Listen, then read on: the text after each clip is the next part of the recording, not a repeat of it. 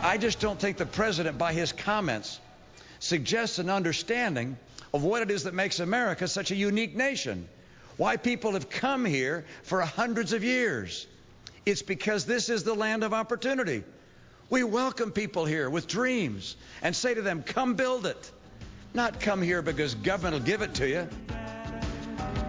35 past the hour here in Washington with us, historian and president of Shirley and Bannister Public Affairs, Craig Shirley. He's the author of Rendezvous with Destiny, Ronald Reagan and the Campaign That Changed America, and recently wrote for Politico this: time for Mitt Romney to reframe the race. And it reads in part, of more immediate concerns is Romney's tenuous hold over the GOP. He is now the weakest presumptive nominee since Gerald Ford in 1976, and Ford had incumbency to help cloak his faults and rope in wobbly delegates.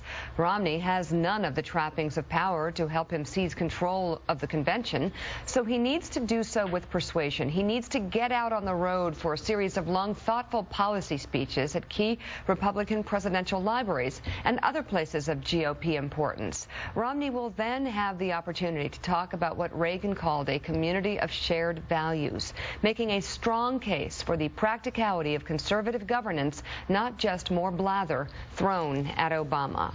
So, Craig, you're voicing the frustration that a lot of conservatives have voiced towards Mitt Romney. Right. I would start by saying, and it's not a knock on him, but Mitt Romney's not a conservative. No.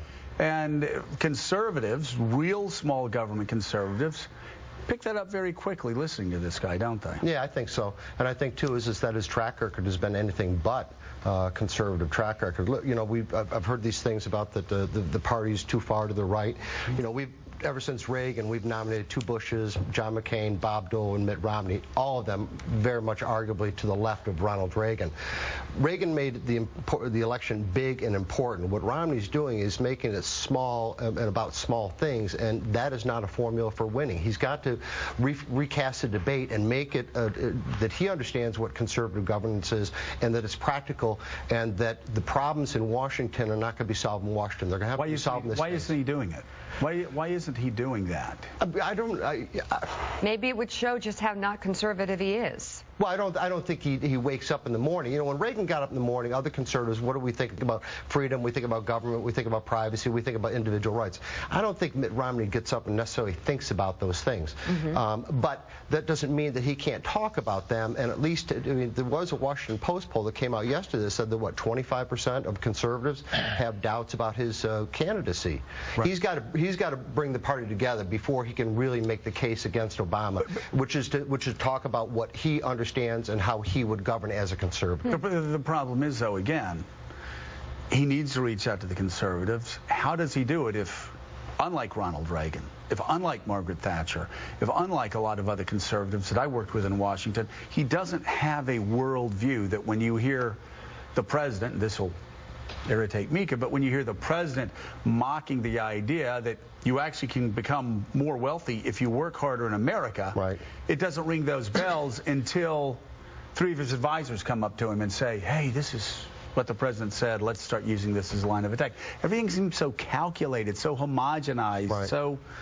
well, that's that's what the problem with the consultants have done to politics. They've reduced delegates to the convention to one-dimensional caricatures of themselves, when delegates really used to have power, and the state party chairman really used to have power, and they used to write these important platforms that were serious documents that you don't get anymore. And so what you got to do is got to break out of the bubble of the consultants and start going with his instincts.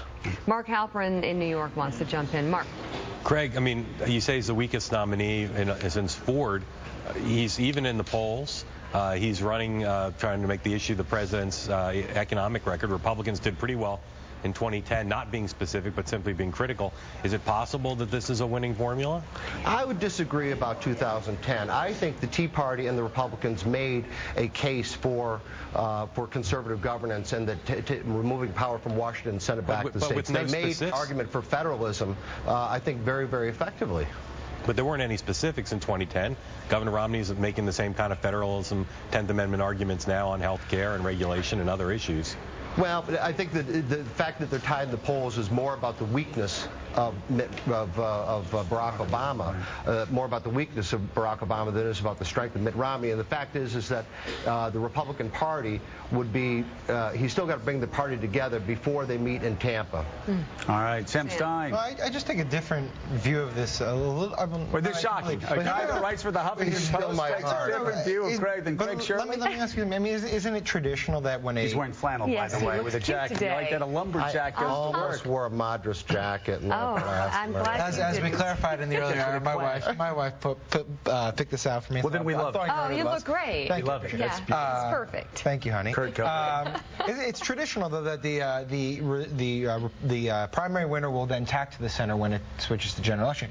And what you've seen from Romney is you haven't seen it. I mean, what happened after the Arizona immigration case was a great example. He had the opportunity where he could have basically said, you know, maybe I need to moderate my positions on immigration to appeal to the Hispanic population, but he largely didn't do that. And I'm wondering, and I get your call for the practicality of conservative governance, right, but wouldn't it have to be a little bit different than strictly conservative governance? Wouldn't it have to be something a little bit more moderate if he wanted to do the traditional? No, I disagree. It's just that, you know, we go back to the 80 campaign for a reason, because it was meaningful, because, you know, Reagan didn't tack back to the middle after he won the nomination. Even in the debate with Jimmy Carter, he was still adopting Jeffersonian philosophy and saying is that he went after Carter for saying every problem he's saying is the reason for an excuse for another federal program, and we need to readjust our thinking that we don't need more federal program. Yeah. What we need are more state initiatives and sending power away from Washington back to the state. That's what made the 80 election meaningful, because it recast the debate, broke up the New Deal coalition, and created a new governing coalition, which the Republicans now are struggling to try to put back together. You think he needs to be bolder and not different? Yeah, big and bold, listen, not small. And it cuts against the media narrative. But Republicans lost in 1976 with a moderate. Right. They won in 80 and 84 with a fire-breathing conservative that horrified the media. Yeah.